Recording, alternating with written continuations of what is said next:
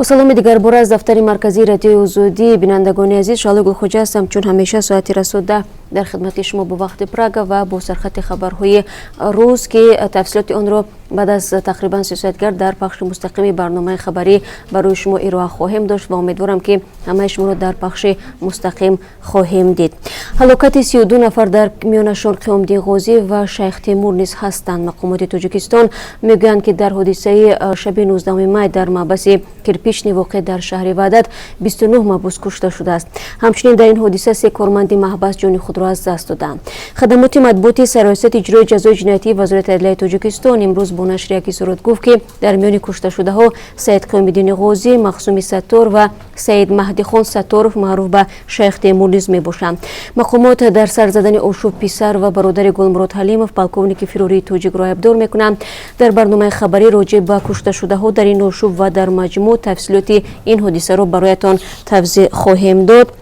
صبح امروز از جمله همکاران ما به وحدت و به نزد زندان کرپیچنی رفته بودند تا وضعیت را از نزدیک نواربرداری نمایند. آنها میگویند که در نزد زندان پیوندان محبوسان جمع آمده بودند و میخواستند درباره سرنوشت نزدیکانشان در محبس زنده و یا کشته بودن آنها معلومات پیدا کنند و معین کنند و به همکاران ما امکانیت دست داد که با چندی از آنها صحبت نمایند و شما بینندگان عزیز امکان دارید اولین نوارها را از نزد زندانی که شب گذشته آشوب در آنجا سر زد ببینید.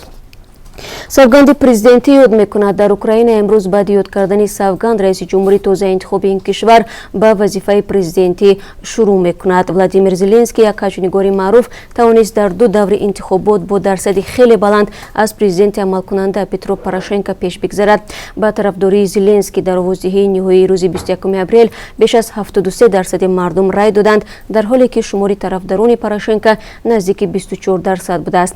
یادآور میشیم که ولادیمیر زلنسکی 41 سال دارد و هنرپیشه، شومن و پرودیوسر، همچنین رئیس استودیوی کوارتال 95 بوده.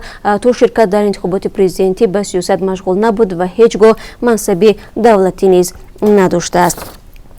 در حالی که نیروهای آمریکا در منطقه خلیج فارس تقویت یافته و تمرین‌های نظامی برگزار می‌کنند، قانونگذاران آمریکایی طلب دارند که مأموریت پرزیدنت دونالد ترامپ درباره این اقدام‌های احتمالی در رابطه با تشنج افزا با جمهوری اسلامی ایران توضیحات دهند.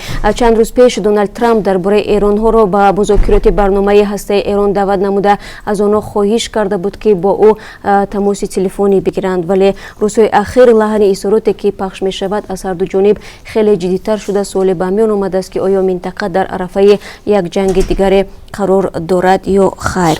شرکت قزاقستانی وارد بازار تاجیکستان شده میخواهد شرایط بیشتری برای صاحبکاران تاجیک فراهم کند. شرکت سوغورتوی صادراتی قزاقستان روز 20 می با بانک و شرکت‌های تاجیکستانی سازشنامه همکاری امضا کرد. صاحبکاران تاجیکستان که برای صادر کردن محصولات به خارج کشور دارای مشکل داشتند، این همکاری در نظر است کارشان را آسان‌تر کند.